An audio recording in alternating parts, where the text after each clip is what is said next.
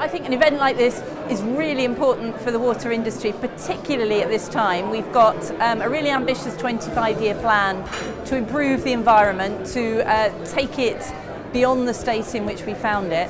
And for that to happen, we really need everybody coming together in conferences like these, where they can share experience, share ideas, look at what kind of innovation and collaboration will really help drive those ambitious targets. So it feels like the right sort of event at the right time, and I'm really delighted to see what a great range of people you've got here thinking about what sustainable water and sustainable wastewater mean.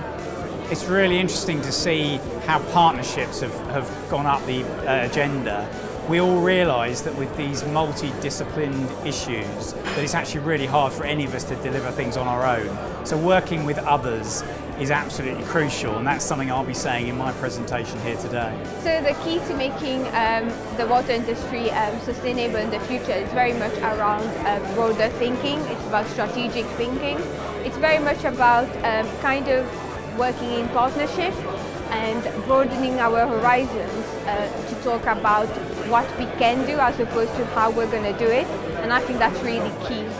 So the most interesting topic I've heard so far today was Sarah Hendry from Defra. It's always really good to hear what government and the departments are doing, thinking, and where they see things going. So inevitably at a conference like this, hearing their contributions is always a great takeaway. So I think the most interesting topic of conversation so far this morning has been around what we need to ensure environmental improvement in future. And there have been discussions about whether it's the need for government to initiate change, whether it's about partnerships and collaboration, or whether it's about science, technology and innovation. And in actual fact, I think it's probably a mixture of all of those things that we need to ensure environmental improvement, but also ensuring that we've got viable industries and businesses in future. So I think the key to making the water industry more sustainable is making the water that we do have go further, because I head up a water efficiency NGO, and I think that there's a lot of stuff that we can do to drive water use down for the sake of environment, the economy and people. I think particularly interesting to hear from Defra on the ambitions of the 25-year plan, and then hearing the water companies respond about, well, how do we actually do this in practice? And from my own perspective, I think it's about moving the discussion on from thinking about the benefits of managing water in a more sustainable way to thinking about how do we do this from the outset. So it's not just about quantifying those benefits at the end of the process, but really using this as a means of driving more sustainable investment from the outset. So at Resitec we really wanted to be involved in this particular event because we work with about half the UK's water companies. We provide all sorts of different solutions, all based around the interpretation of satellite data. So for us, we need to be here, we need to meet our customers, we need to meet potential customers and really just tell everyone what we're doing.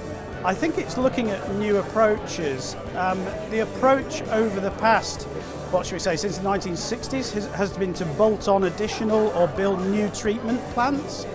Getting more and more complicated to the point now where we're almost producing drinking water coming out of our wastewater plants.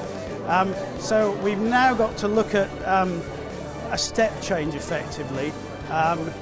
Direct reuse, prevention of waste of water, grey water reuse, flood prevention in that we've got to catch it in our cities and in our towns, and spreading out the responsibility to developers and to regulators to make sure that we all point in the same direction, so that in the sort of 15, 20, 25, 50 year horizons we're looking at, that we actually end up where we want to be. We're on the journey now using natural capital to deliver sustainable solutions, and I think we're right at the start of that journey, and this really kick-starts it off. So to use an analogy you heard today about being at a marathon, we're probably at mile 2, and I think this will take us right through to mile 26 now.